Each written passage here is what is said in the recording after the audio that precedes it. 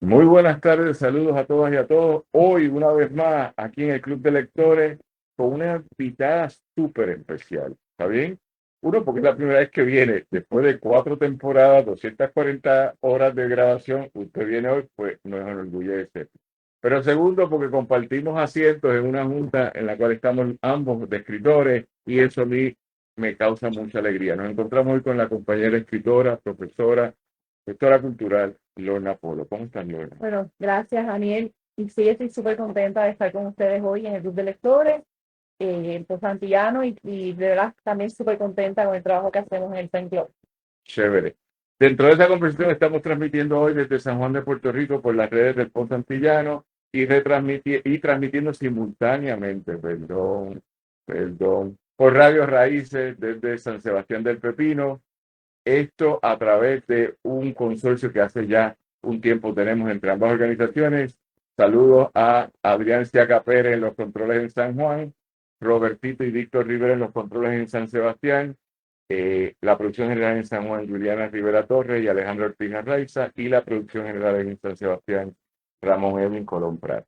Hoy vamos a hablar de literatura, como siempre, del trabajo de la compañera Lorna Polo, a quien conozco, porque tengo que conocerla, y hemos conocido en los últimos meses, pero no tengo tanta claridad de tantas cosas que vamos a empezar hablando por ahí. Lo que sí sé es que trabaja en una institución privada universitaria y que estamos en una junta y hacemos inventos. Lo mejor es hacer inventos. Entonces, dentro de esa conversación, hoy vamos a estar hablando de su trabajo tanatorio urbano. Esto suena a música urbana, trap, reggaetón, bachata, pero esto es tanatorio. Y tanatorio suena a muerto. Así que primero vamos a conocerte, cómo tú estás, quién tú eres. Bueno, pues sí, como Porque eres decía, amiga de un montón de mis amistades. Eso sí ya lo sé. eso es bueno. Sí, no, no, eso es bien bueno. Entonces eres supervisora de tesis de algunas de ellas. Estudiaste con otra gente. O sea, ya llega uno a un punto de decir, bueno, ¿y por qué no nos habíamos conocido Son antes? muchas tangencias. Bueno, yo que yo llevo 30 años en la literatura, pues yo estudié el bachillerato, la maestría y el doctorado en la UPR, en estudios hispánicos, y hace 21 que soy profesora de lengua y literatura, di clases en la UPR de Río Piedra, en la UPR de Calley, y hace 12 años que soy profesora de español y de estudios culturales en la Universidad Ana Geméndez Recinto de Gurabo. Así que por eso que tenemos muchas amistades en común, por diferentes facetas, ¿verdad? Por el Pen Club, por la UPR, por la literatura misma, pero sí, he dedicado mi vida a la literatura. ¿Y desde cuándo tú escribes? Pues desde niña. Sí. Esas primeras libretas de cuentos y de poesía, esas no existen. Yo hacía canciones, yo recuerdo esas libretas de raya que tenían como la portada de piel de vaquita, ¿se acuerdan? Superior, Superior de vaquita. Y entonces ahí era que yo hacía mis poemas a mano. A los 14 años tuve la suerte, yo pienso que hay cosas que se dan solas. Mi hermano mayor leyó La vida es sueño y él se le ocurrió, yo no sé ni cómo, a él se le ocurrió dedicarme a La vida es sueño y firmar a nombre de Calderón y me la regaló. Y yo todavía tengo esa versión, tiene muchos años. como Y, si él fuera Calderón. y él se la Calderón a mi querida amiga, lectora, que quiero, Lorna, y que sé qué, y yo me lo creí, Calderón llevaba casi 4 siglos muerto. Y me la leí, casi me la aprendí completa, me sé, de hecho, La vida es sueño casi completo, y por ahí empecé. Un par de años más tarde le digo a mi mamá que yo iba a ser profesora de literatura en Caguas, Daniel, en Caguas, en la avenida de Getó, en una familia de gente trabajadora, y tuve la súper suerte otra vez de que no me dijeron, no, eso es una locura, eso no se puede, estamos en los 80, las nenas no pueden ser profesoras de literatura, y por ahí lo seguí. Cuando llegó el momento de ir a la universidad, fui a estudios hispánicos en Calle. Bueno, primero empecé a estudiar administración de empresa, porque yo quería dirigir una escuela y no sabía que para dirigir una escuela había que estudiar educación, administración en educación y no de empresa. Así que cuando me di cuenta, por falta de vocación, de orientación, ¿verdad? Cuando me di cuenta, pues entonces me cambié para estudios hispánicos en el 95.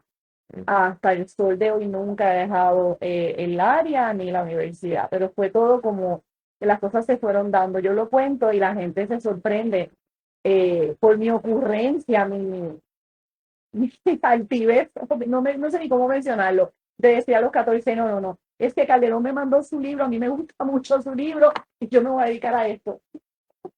Sí, hay varias cosas cómicas. Saludamos a Ángel Manuel Rivera, que entró por ahí, el autor del libro de Muñoz Rivera y las Guerras Frías. Me corrigen siempre los títulos, pero me acuerdo, por ahí vamos cercano. Y la Revolución Cubana. Saludos a Ángel Manuel. Estamos aquí en el Club de Lectores con Lorna Polo y su familia que está con nosotros aquí hoy. Eso de Calderón de la Barca a mí me trabaja. ¿Te hago una pregunta de esa simpatía? ¿Ese fue el primer libro que tú leíste?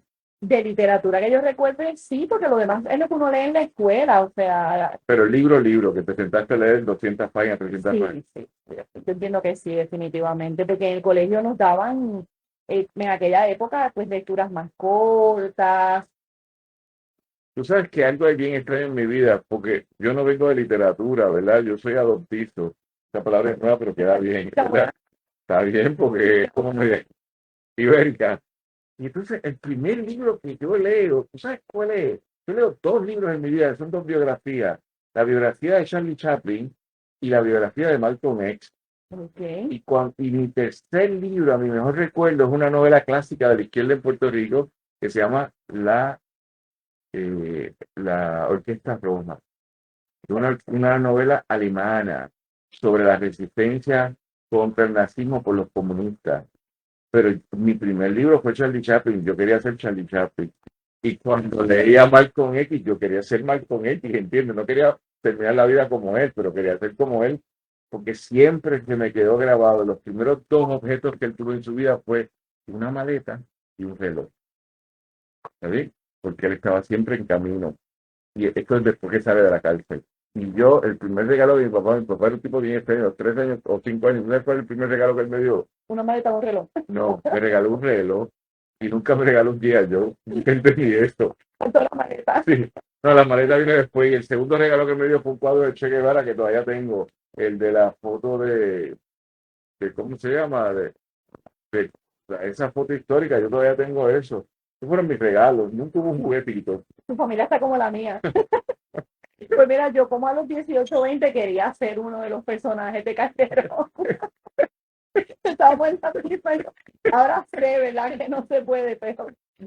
Y no estoy hablando de en el teatro, en la puesta en escena. Estoy hablando de llevar una vida como una de esas mujeres, sobre todo como la dama duende, ¿verdad? Que decide su vida finalmente a través de artilugios y se sale con la suya. Pero es tremenda historia que tu hermano haya hecho eso porque Sí, a ver si nos ve. porque es tremenda creatividad, les presumo que era mayor que tú. Sí, es 14 años mayor que yo y no tiene nada que ver con el ambiente de la literatura. Y de hecho es una persona bien, bien tranquila, no es así de los que están haciendo maldades. Fue un regalo, yo se lo he dicho varias veces, le dije, marcó mi vida sin darte cuenta y de hecho fue quien me llevaba y me traía a la universidad esos primeros años en Calle, porque trabajaba en la UPR de Calle, donde luego yo trabajé, como yo di clase también. Ok, y una vez llevas 21 años de profesora, 12 en Ana Geméndez, ¿qué te motiva entonces a escribir? Más allá de las libretas superiores, que son las clásicas muñozistas, son libretas muñozistas de la modernidad escolar de Puerto Rico. ¿Qué te pone a escribir después? Bueno, a publicar, A publicar. porque escribir toda la vida, ¿verdad? Pero a publicar, mira, cuando yo estaba dando clases, etcétera, y entonces empezaron a invitarme a ser jurado en certámenes, incluso del Pen Club, que he sido jurado varias veces. Yo decía, pero es que hay un montón de gente que publica y yo, que le he dedicado mi vida a la literatura, no me atrevo. Era como un miedo a compartir, porque lo sentía bien privado, bien mío. Hay mucha gente que lee Tanatorio y me dice, tal personaje, es tu hermano. Yo, quizá. No puedo decir que sí para que no se ofenda. Y entonces, un buen día dije, yo también me voy a atrever a publicar y a dar a conocer mis libros. Y tengo, Daniel, confieso que no he superado el miedo. Tengo un poemario hace varios años y el director de la editorial nuestra me dice, acaba de entregarme el poemario, acaba de entregarme el poemario. Y lo pienso y lo pienso. ¿Y sabes por qué? Precisamente por ser profesora, porque siempre he pensado que el profesor tiene como este lugar frente a los estudiantes y que lean, te da como otra imagen de uno, ¿no? Y pueden incluso confundirse. Hay mucho de muerte en este libro y yo no soy una persona que está pensando principalmente en la muerte. Es mi forma de ver vivir en sociedad. Entonces me pasa con la poesía, que tengo como ese temor, y esto es una confesión con una cámara al frente, tremendo. Es como un Con una temor cámara en el frente y con 5 personas mirándote o 15.000. que van a ¿Está ver bien? pero es la verdad. Es ese temor a que lean lo que pienso o lo que imagino, mi forma de ver el mundo, ¿verdad? Y que piensen que eso soy yo, es que así vivo yo, porque, como te digo, estos personajes, aunque, ¿verdad? Podría decir, hay de mi vida y de mi familia, pues claro que sí, de lo que conozco del mundo, pero esta no es Lorna. Lorna es esta que está hablando contigo ahora. Entonces, ahora mismo tengo una posición de liderazgo en la universidad y digo, ay, no quiero a la gente que trabaja conmigo leyendo el poemario. Me da como, de verdad, con humildad, o sea, me da que me pregunten, que lo juzguen, que hagan un juicio crítico, etcétera. Y por eso yo estoy tan contenta de estar bajo tu liderato en la Junta del PEN, porque hacía muchos años que no leía poesía en público y en las reuniones que hemos hecho, pues el ambiente se presta para que sí se comparta, que uno sí lo lea. Llegué aquel día a mi casa casi como a los 14, diciendo, como vamos a tirarnos sin preocupaciones, tú sabes, yo soy la hija de Calderón. Y no sé, lo estoy pensando, de verdad. Gente, estamos aquí en el Club de Lectores en Río Piedra, en la Torre Mágica. El librero mágico andaba por ahí, pero estamos todos los magiquitos y las magiquitas con la compañera Lorna Polo. Iba a decir Lorna. No, por favor. Pero, omito. Entonces, pero Lorna Polo, es que siempre le he preguntado, porque Polo es otro amigo que ya te expliqué. Pero esta conversación me parece tan interesante porque cada cual es una personalidad distinta. Yo hace tiempo, o sea, todos escribimos y qué chévere, pero cada cual tiene sus trucos, cada cual tiene sus preocupaciones. Y eso que tú digas, tú sabes que después de 21 años frente al otro lado de los escritorios, o sea, yo no sé tú, pero yo tengo casi 40, frente al otro lado del escritorio, tú me pones ahí, mano, y yo sé lo que hay que hacer. O sea, yo hablo, yo canto, yo bailo, yo hago chistes, Exacto. porque es un entrenamiento. Por lo tanto, escribir debería ser una extensión de eso, pero tú lo pones en un plano más íntimo y entonces, qué curioso que ese otro lado te cohíbe o te modifica o te hace pensar que no puedes exteriorizar quién tú eres, que es una persona que también escribe. Así que estamos aquí con Lorna Polo y vamos a hablar de Tanatorio Urbano, que entiendo es tu primer libro. De cuento, sí. Cuento sí, porque es que estaba buscando a ver otro referente y oye, estos dibujitos están interesantes, pero esto lo vemos ya mismo. Es que tanatorio es una fase intermedia entre lo que es la funeraria y lo que es el cierre emocional de lo que pasó. Perdimos a un ser querido. Y el tanatorio es como un sitio de preparación antes de ir al otro lado, que es la funeraria, que es cuando nos enterramos. Habrás visto la película japonesa sobre los entierros, la preparación de los cuerpos, algo así como Farewell. Me acuerdo. Una película muy linda con un cello, con música de cello, Hay de que una, apúntalo. de una persona que muere y lo van a despedir. Y el proceso entre morir, hacer el cierre emocional, que es que te bañan y lo participa la familia, y luego enterrar, te pasan varias semanas. Y es muy interesante, pero no voy a ir por ahí. Así que tanatorio urbano, cuéntamelo. Pues exacto, eso que estás planteando, o sea, es lo que intenté a través de los 12 cuentos fue hacer una mirada a lo que es vivir en lo urbano, ¿verdad? En la ciudad. Muchas veces cuando uno transita la ciudad, cuando uno vive en la ciudad, uno ve la algarabía, la vida, la prisa con la que se vive, ¿verdad? La gente llega a un restaurante, come, arranca, paga, se va, los compromisos, el movimiento, pero esas pequeñas cosas que pasan, que están allí, que permean y que algunas de ellas están tan ligadas a la muerte. O sea, yo me preguntaba cuando escribí el libro, por ejemplo, salimos a la calle. En la frente no dice yo me quiero suicidar, en la frente no dice yo estoy depresivo, en la frente, la gente anda por ahí, la gente no dice yo soy un asesino y tú echas gasolina y tú no sabes si el que está echando gasolina al lado tuyo lo es, pero sabemos que están allá afuera y que convivimos con las psicopatologías a diario y que convivimos con criminales y asesinos y quizás lo saludas y como tú eres así barachero le das el peso para que compre el café y tú no sabes lo que esa persona hizo va a hacer. Entonces yo traté de hurgar aquí, en esa fibra de la sociedad donde pervive la muerte con la vida. Y muchos de los cuentos, ahí es donde están buscando. Por eso se llama tanatorio urbano. Ok, tenemos, dice producción que tenemos Vida de mujer entre la sumisión y la subversión de Lorna Polo, o Curvito y película. No, Vida de Mujeres es la primera parte de mi libro de ensayo sobre la vida de las mujeres en Occidente y previo a Tanatorio Urbano publiqué un libro que es un manual de lectura y pensamiento crítico en español. Ahí está la maestra de español en mí, ¿verdad? Hay que hacerlo porque hay que trabajar el canon. ¿no? Y el pensamiento crítico. Claro. Realmente está bajando para mí el nivel de pensamiento crítico en la sociedad con la cibercultura de masa. Ese fue el primero. Y he ido a 20, 30 escuelas a dar talleres y a regalar el libro. Luego vino Tanatorio Urbano, luego vino Vida de Mujeres. Estoy como por la mitad de Vida de Mujeres 2 y está listo para publicar esperando que yo decida Verde Mar, que es el poemario del que te hablaba, que llevo como 2 años diciendo, sí, está la portada, la contraportada y está el poemario. Y llevo como 2 años diciéndole al director de la editorial, no, dame un break, dame un break emocional. Vamos a ver. Sí. Entonces aquí vamos a procesos creativos y luego volvemos a tanatorio. Los procesos creativos son distintos para cada cual. La preparación del libro para cada cual. Yo puedo hablar de mí, pero también puedo decirte que pese a que publico mucho, son demasiados textos que han estado añejándose y los voy sacando esto y lo otro.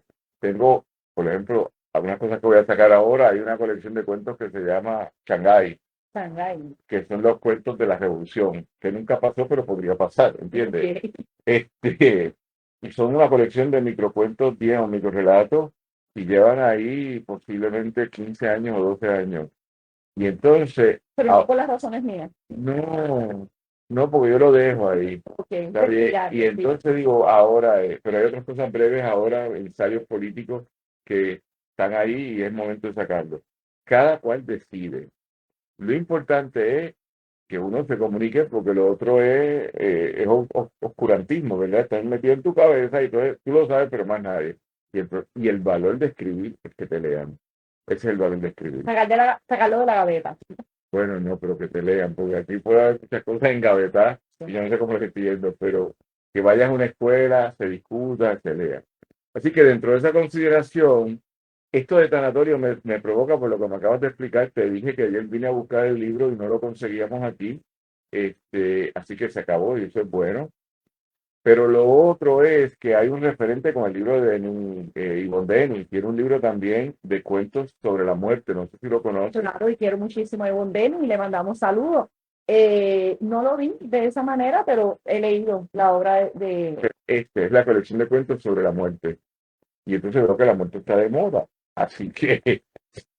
La muerte va a estar ahí. No, que no pase.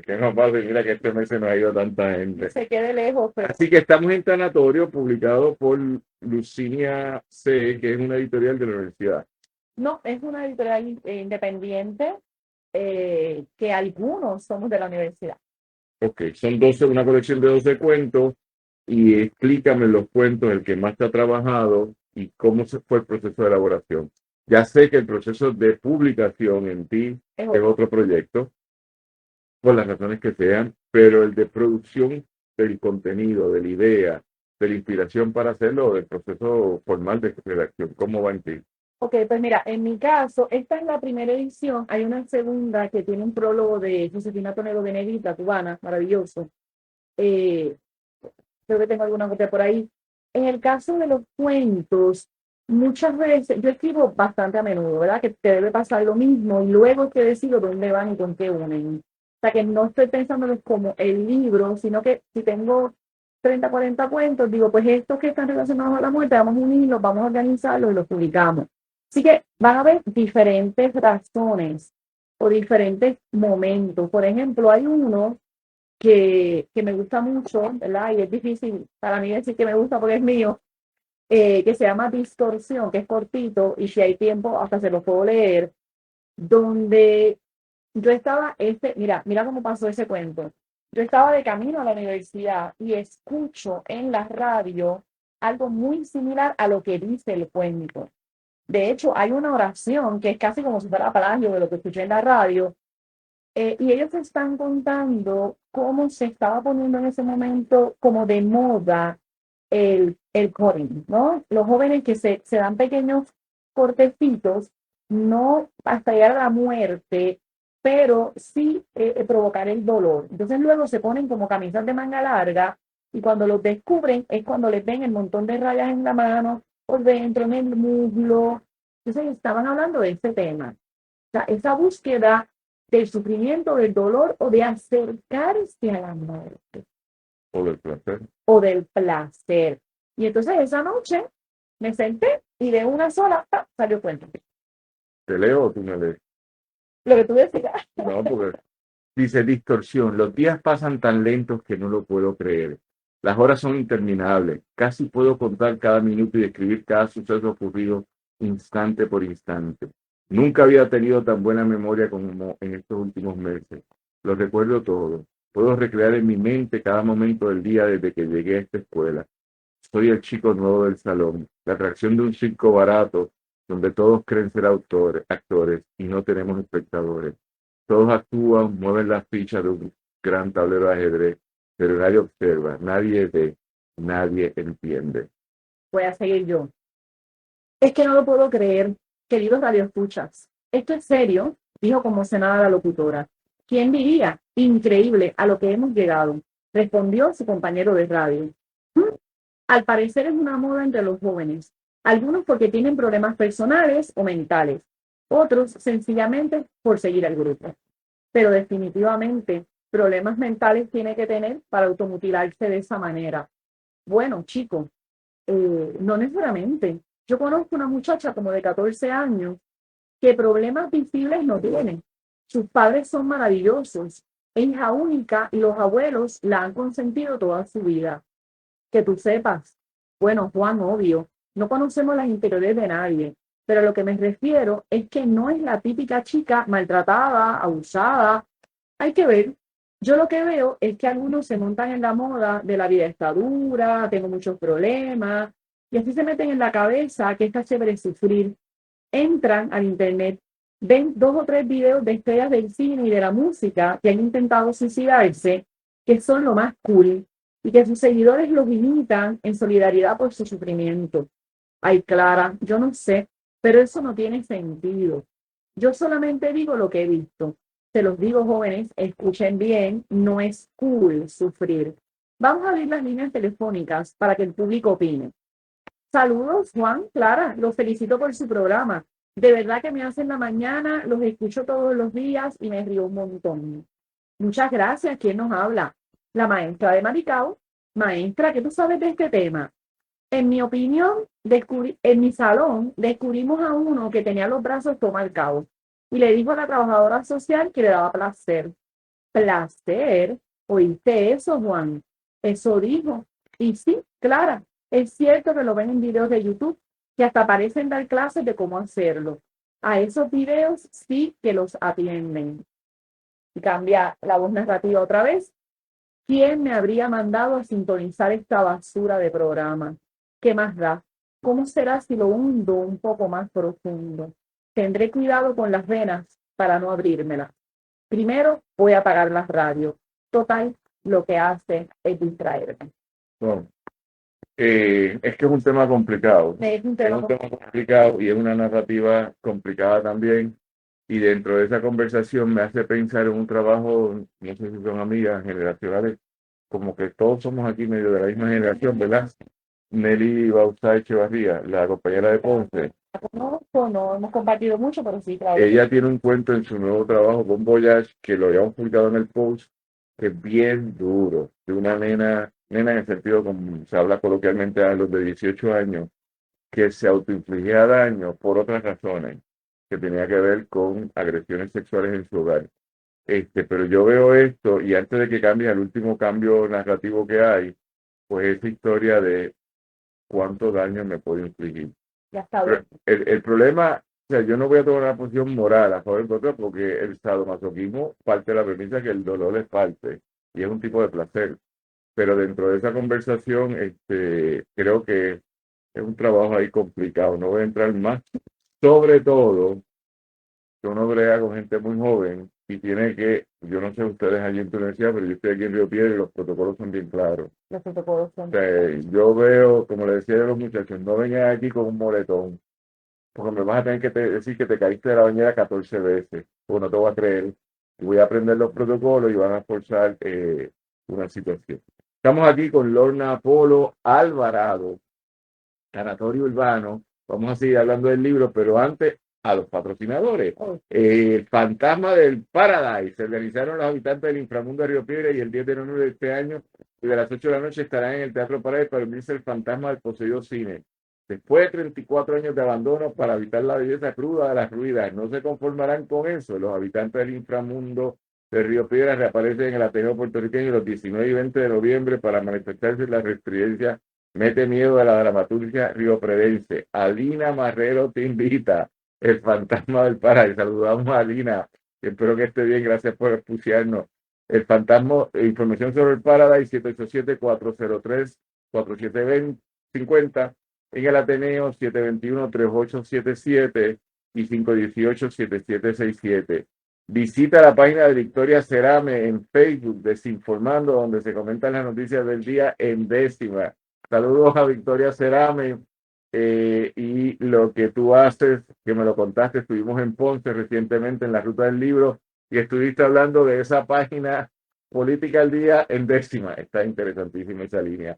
El bufete de Rivera Ortiz Asociado, incapacitado, tu salud y vivir día a día se han afectado debido al COVID-19. No puedes trabajar y solicitaste o quieres solicitar el seguro social. Puedes llamar al 787-257-4118. Nenísimas de la queridísima Tere Dávila. Novela desde la década de los 80 hasta el presente. La Mágica, Instituto de Cultura, Laberinto, San Juan, Norberto González, Candil, Casa Norberto. Saludos a Tere. El libro Muñoz Marín y la Revolución Cubana del autor Ángel Manuel Rivera Rivera, que se encuentra aquí con nosotros, está disponible en la librería en la librería Mágica, Norberto González, Casa Norberto, Amazon, Libro 787, eBay, Biblioservice, books.google.com y librería El Candil. Y finalmente visita la página de Victoria Cerame en Facebook, Desinformando, donde se comentan las noticias del día a día. Gracias a todos ellos por auspiciarnos. Y tenemos aquí a Manolo, que a lo mejor ahorita empieza a hablarnos un poco.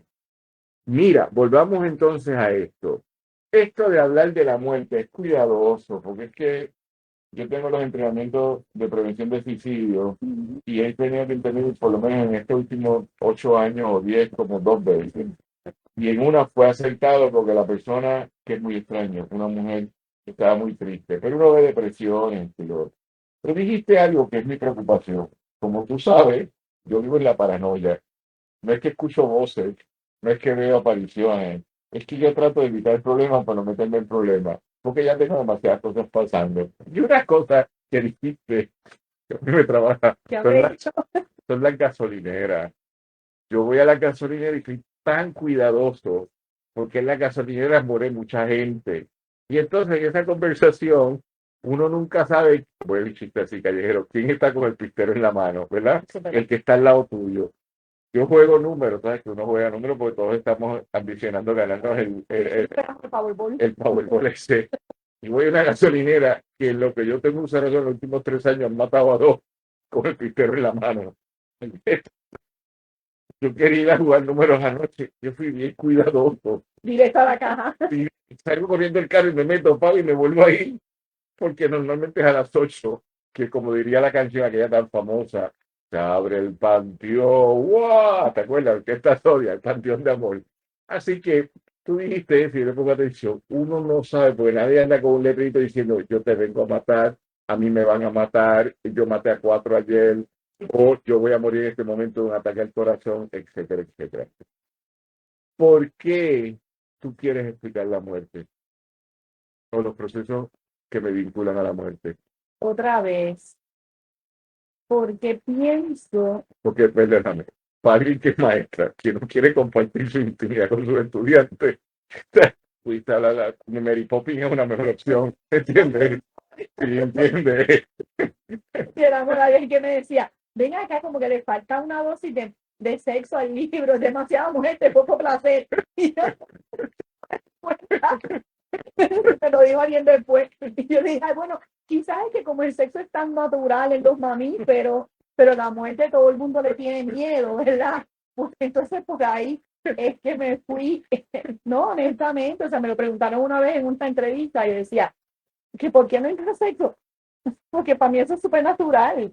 Ahora, la muerte es la realidad última. Y yo les voy a decir una cosa sobre la muerte.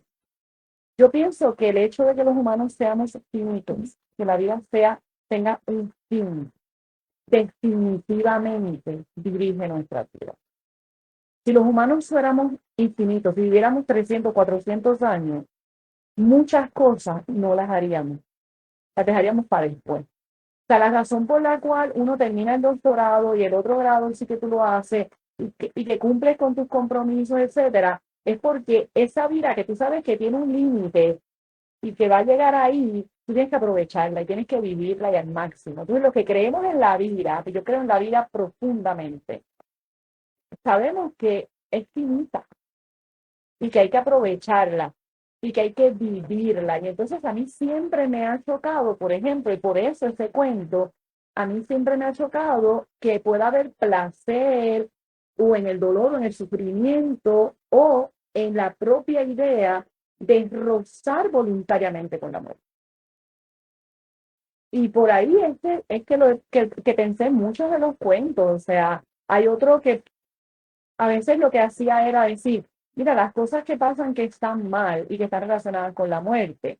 Hay uno sobre un niño que fallece, ¿verdad? Que cae en un río, se golpea con las piedras y muere.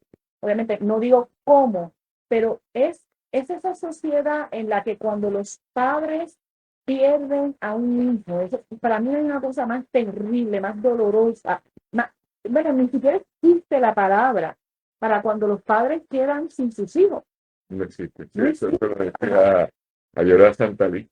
No existe. O sea, si no lo hemos nombrado es porque como sociedad no lo toleramos, ¿verdad? Entonces, ¿cómo queda una madre, un padre que su hijo chiquito o joven o lo que sea muere?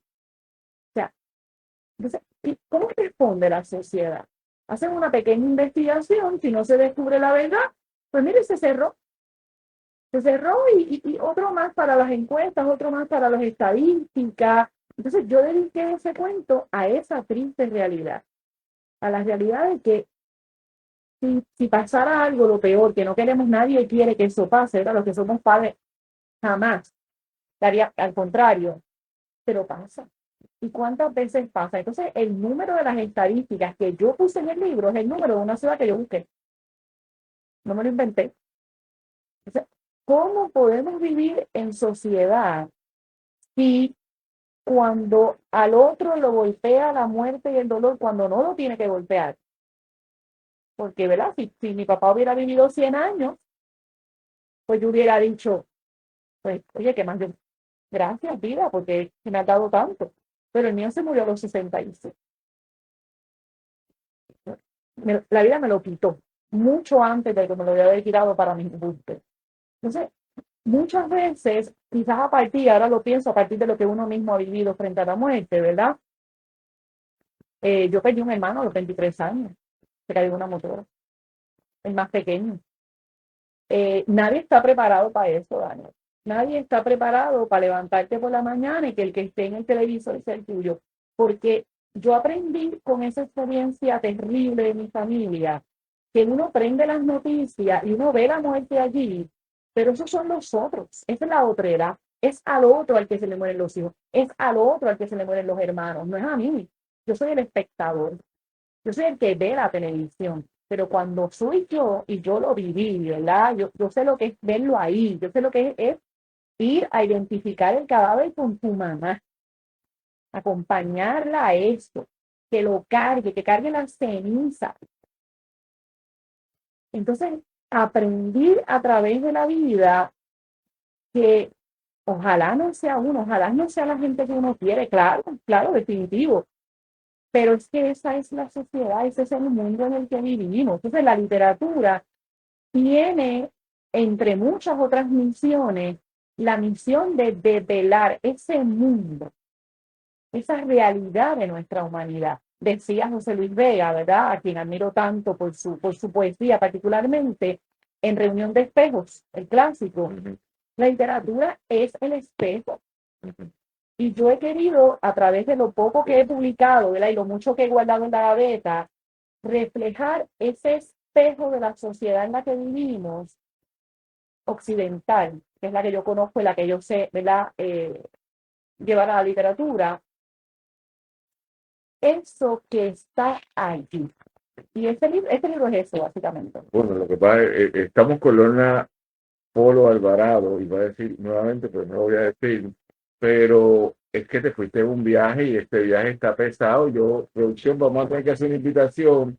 Lorna Polo, Ivonne Denis, yo creo que hay que invitar a Nelly Bauzá, Sería extraordinario. porque por distintas razones, dos tienen un libro sobre la muerte y Nelly trabaja esto desde otra perspectiva. Y si nos está escuchando Nelly, dale like, dale, empiece a escribir.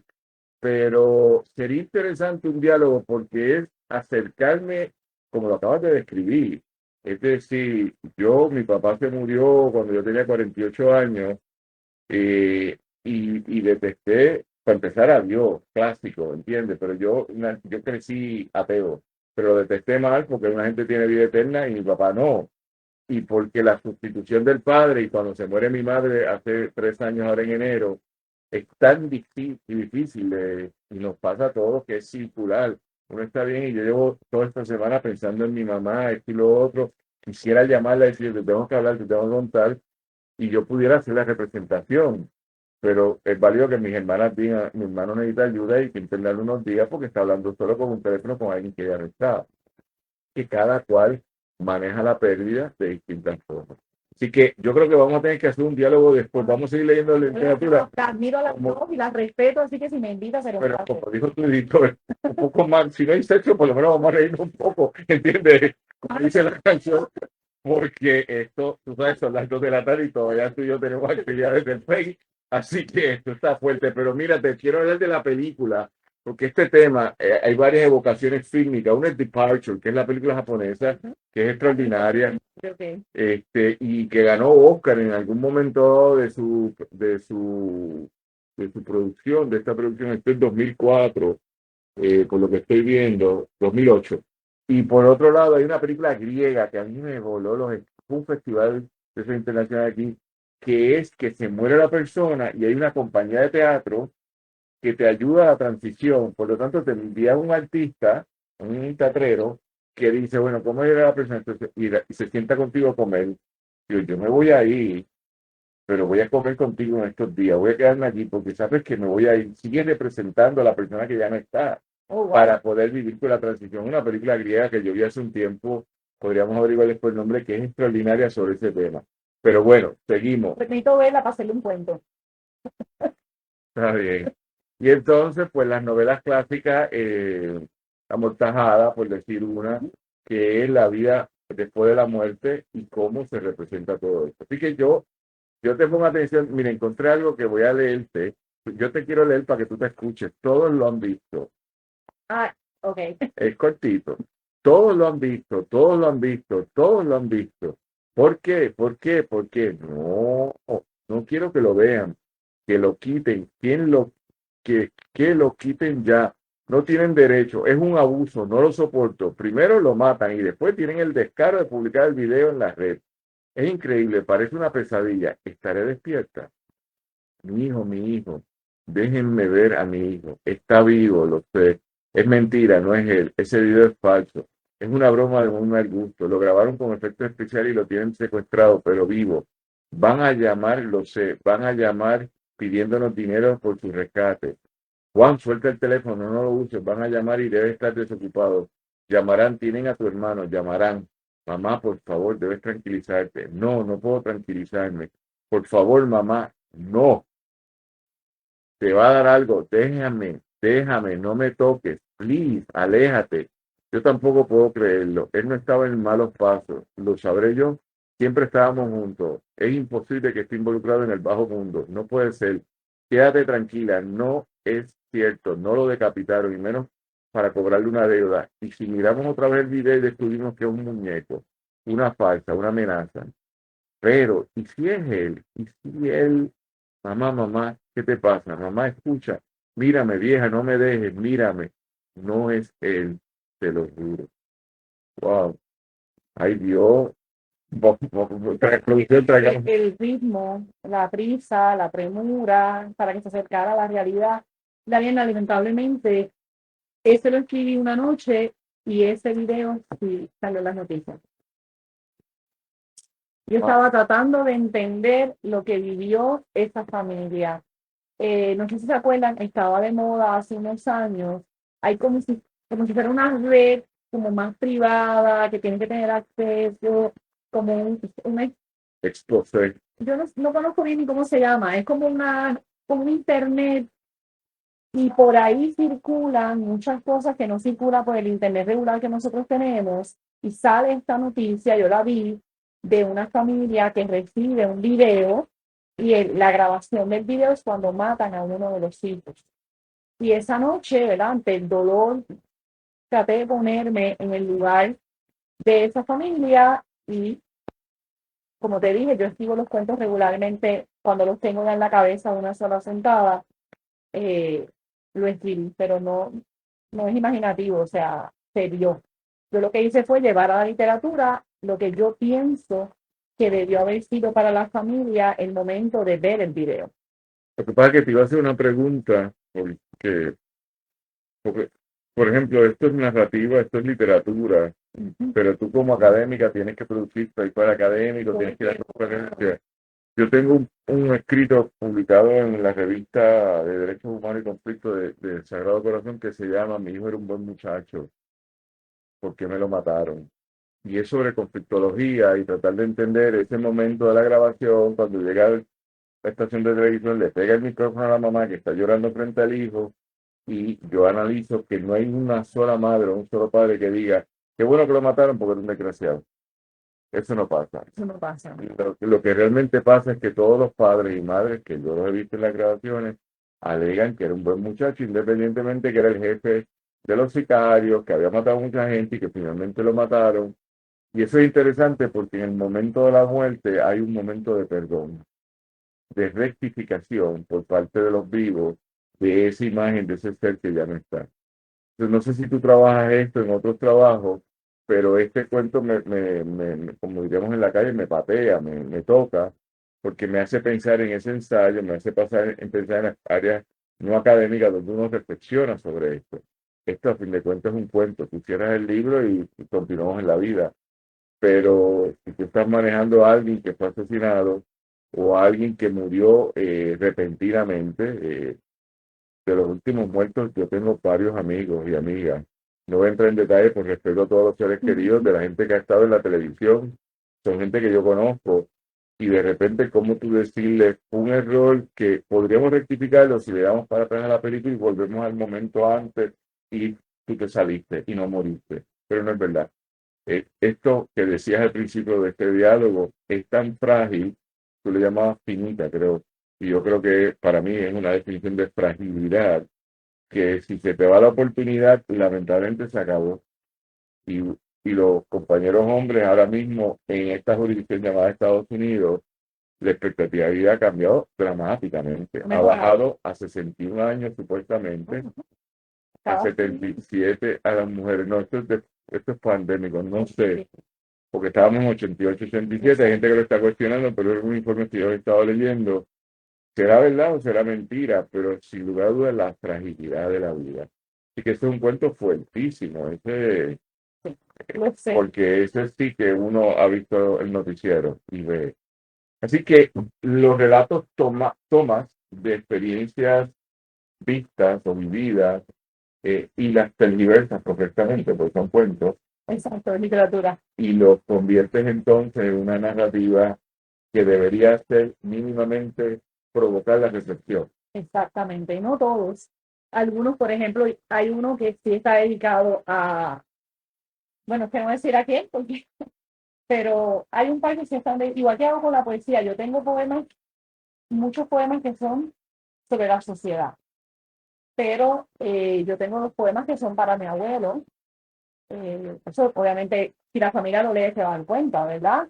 Pero quizás en cómo era mi abuelo, pueden haber muchos abuelos allá afuera. De hecho, le puedo hacer una anécdota. A mí, yo sé que esto lo ve mucha gente, pero nada, es la verdad. En mi vida, yo soy una persona bien transparente. Yo tuve tres abuelos. Yo tuve tres abuelos. Y otra de las cosas que cuando uno es niño no entiende, no se da cuenta, yo no me he dado cuenta que no se pueden tener tres abuelos. No me he dado cuenta. Entonces, cuando empecé a crecer, es que me doy, o sea, que descubro que es que uno de ellos es abuelo de mis hermanos mayores. Papá quedó viudo, se casó con mi mamá, pero como nosotros éramos una familia super, somos una familia súper unida, no se hablaba de los hijos, no, son los hijos de mi mamá, somos los cinco de mami y de papi. Y este señor, que es abuelo de ellos, él me trataba genuinamente como una nieta. Entonces, los poemas son para él y no los de sangre mío. Eh, Porque luego cuando yo tuve que procesar en la mente que este ser maravilloso, que de hecho tenía los ojos como el cielo, y cuando yo era nena le decía, bueno, tú me los vas a dejar, me decía así en una cajita para que lo guarde. Otra cosa que me creí por muchos años, y después, pues, ¿verdad? Cuando uno crece y llega adulto, se entera que no te los puede dejar en una cajita por lindos que sean, como recuerdo. Eh, y le dediqué, por ejemplo, él, bueno, ya lo dije, él está acá también. eh, y dije, ¿y por qué llevarlo a la literatura? Porque quizás otra gente no tiene tres abuelos como yo, pero sí tiene un abuelo maravilloso. Y lo que dice el cuento, ¿verdad? O cómo lo refleja, te lo puede evocar. Así que hay como una combinación a lo largo de los años. A veces agarro a alguien, un evento de mi vida, de mi familia, hay cosas que uno ve en la universidad, ¿verdad? También con los estudiantes, etcétera. Y en otras ocasiones, que es lo que hago la mayor parte del tiempo, lo que veo en la sociedad, una noticia, algo que leo, algo que escucho en la radio, algo que me cuentan. Y me imagino que tú lo haces también.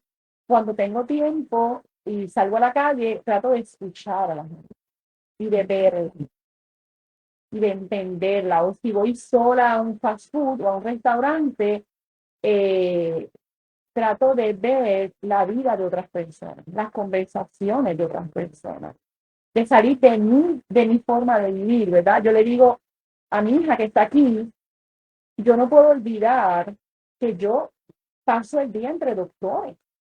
Los profesores, es un mundo privilegiado, o sea, paso el día entre profesores y estudiantes, gente que quiere estudiar, gente que quiere, o sea, este es el mundo real. Es un mundo maravilloso que tengo el privilegio de estar en él por 30 años.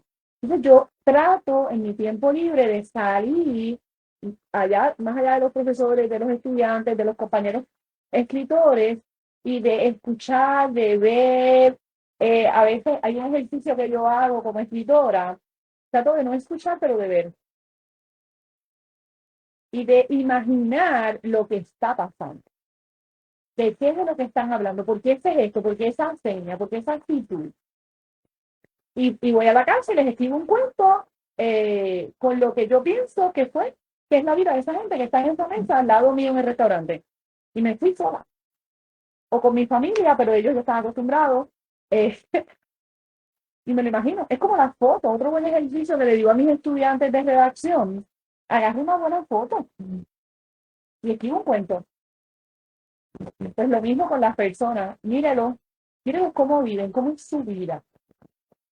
Y como te decía, y como uno aquí no dice soy feliz, soy infeliz, soy médico, soy abogado, soy ingeniero, soy asesino. Sí, porque es verdad, hay gente que tiene cara de médico, ¿verdad? ¿No les pasa? Tú dices, doctor, please, para que me dé una receta gratis. Pero hay otra gente que tú dices, ¿a qué se dedicará? Y después resulta que es cinta negra en karate y se puede defender sobre la calle y tenía cara de defenso. Entonces, a mí me gusta hacer eso, no sé. Creo que me acabo de chotear a la gente. Pero es interesante, hay una conversación interesante aquí sobre lo que estás describiendo, que es el proceso de capturar información. Y yo parto de la premisa, yo no sé cuál es tu momento de gloria, pero el mío es el silencio. Pues yo estoy todo el día hablando, no puedo hablar. Bueno, ya está ronca. Dando instrucciones y todo. Así que cuando tú quieres verme feliz, yo me quedo tranquilo en mi esquinita, te miro, estoy viendo. ¿Qué hago cuando miro? Pues yo veo cómo la gente se comporta cuando se está sirviendo agua. Pues hace un gesto, tú lo otro. Yo veo cómo la gente, por decir algo, va socializando. Y en esos procesos uno va capturando información. En los últimos años lo que yo he estado escribiendo requiere más investigación y me gusta más investigar, leer, documentar, entrevistar gente y entonces crear. Y cada cual lo va a hacer distinto, pero observar es esencial. También está leer libros, leer libros de literatura, porque es un lenguaje, está adquiriendo un lenguaje. Pero investigar requiere otro tipo de documentación o de ejercicio de captura de información por audiovisual, etc. Esta parte está chévere y yo creo que cada cual va definiendo. Lo de las fotos que dijiste me parece buenísimo, hacer ejercicios con fotos, porque uno, tengo un proyecto, no voy a decir porque hay que cruzar, de un libro de fotografías nuevo, pero me interesa capturar en fotos, y yo trabajo con una compañera, y capturar en foto con unos textos que me expliquen lo que estoy viendo. Porque lo que estoy viendo yo puedo explicarlo de una forma que yo quisiera que tú la escucharas, porque posiblemente no sea como la que tú piensas, pero quiero que veamos la misma imagen y a partir de decidas. Nada, son procesos de la creación, pero en este libro tanatorio yo espero que tú no hayas visto todos esos momentos que no haya sido por video, por historias que van leyendo, y entonces tú sabes la vida como es. Y ahora te voy a cambiar un minuto más. Pues ya te hice la pregunta de los trabajos académicos, que es bien chévere, pero es otra forma de escribir. Ahí sí saco mucho tiempo para investigar. Yo pienso que la literatura en los últimos años de mi carrera no le dedico tiempo a investigación como hace mucho escritor, porque yo dedico muchas horas de mi vida a investigar para Vida de Mujeres 1 y 2, ¿verdad? Y para las ponencias académicas, los talleres, las clases, yo doy clases doctorales. Así que en la literatura trato de que sea como mi espacio más íntimo. y además, leer es sumamente importante. Pues yo desde los 14 años yo leo todos los días literatura. ¿No? Y deja que yo hable con Calderón, que se lo voy a decir. Que lo sigo amando. No, o como tú, yo presumo que tú escuchas voz, pues, desde los 14 años, pues él no está muerto. Antes de irnos ya mismo, le damos nuevamente las gracias a Marco Rivera por auspiciarnos y a su libro Ismael Rivera Íntimo, que deberían leer. Un texto interesante del abogado e investigador y escritor también por propio derecho. Tiene varios libros y su último libro, Ismael Rivera Íntimo. Contacto al 787-257-4118. Nuevamente el libro del autor Ángel Manuel Rivera Rivera, Muñoz Marín y la Revolución Cubana de 1959 a 1962, disponible aquí en la librería mágica en Norberto González, en Casa Norberto, en Amazon 787, en eBay, Libroservice books.google.com y librería en Candil. Nenísimas de Tere Dávila, desde la década 80 hasta el presente, disponible en La Mágica, el Instituto de Cultura, Laberinto en San Juan, Norberto González, El Candil y Casa Norberto.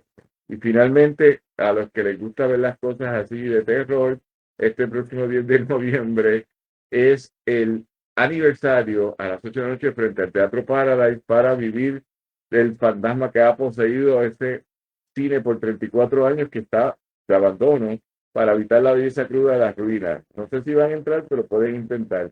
No se conformarán con eso, los habitantes del inframundo de Río Piedras reaparecen en el Ateneo puertorriqueño los días 19 y 20 para manifestarse en la estridencia. Mete miedo a la dramaturgia riopredense, gracias a la escritora y dramaturga y artista en sus propios méritos, Alina Marrero, quién es la que está detrás del fantasma del Paradise. Información al 787-403-4750 y al 721-3877-518-7767.